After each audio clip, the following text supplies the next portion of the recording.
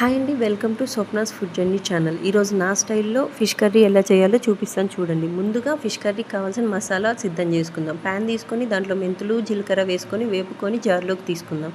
అవి కచ్చాపచ్చాగా వేసుకున్న తర్వాత ఒక 4-5 వెల్లుల్లిపాయలు కూడా యాడ్ చేసుకొని మళ్ళీ కచ్చాపచ్చాగా వేసుకొని పక్కన పెట్టుకుందాం.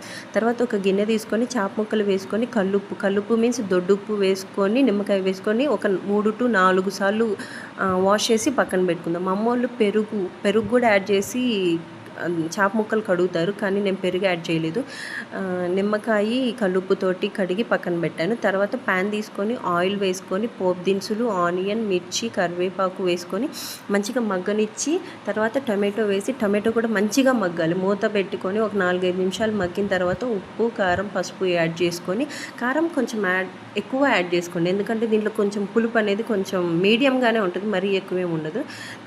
కారం యాడ్ చేసుకొని చాప ముక్కలు వేసుకొని దాంట్లో నేను ముందుగానే చింతపండు నానబెట్టి పెట్టుకున్నాను, ఎందుకంటే గుజ్జు మంచిగా వస్తుంది.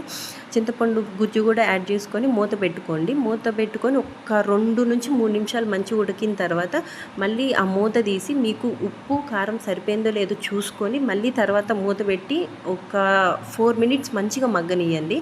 మగ్గిన తర్వాత మనం ముందుగా వేసుకున్నాం కదా జీలకర్ర మెంతులు పొడి, ఆ పొడి యాడ్ చేసుకొని ముక్కలకు పట్టేదాకా మూత పెట్టుకోండి. మంచిగా ఒక 2-3 నిమిషాలు మగ్గిన తర్వాత కొత్తిమీర వేసుకొని గ్యాస్ ఆఫ్ చేసుకోండి. చాలా అంటే చాలా బాగుంటుంది. ఒక 1 వీక్ మాత్రం పక్కాగా ఉంటుంది, ఎందుకంటే నేను దీంట్లో ధనియాలు అనేవి యాడ్ చేయలేదు. ధనియాలు యాడ్ చేస్తే ఈ కర్రీ అనేది నురుగు వచ్చి చాలా పాడైపోతుంది. నిజంగా చాలా అంటే చాలా బాగుంటుంది. Please like, share and subscribe my channel. Subscribe చేసుకోండి.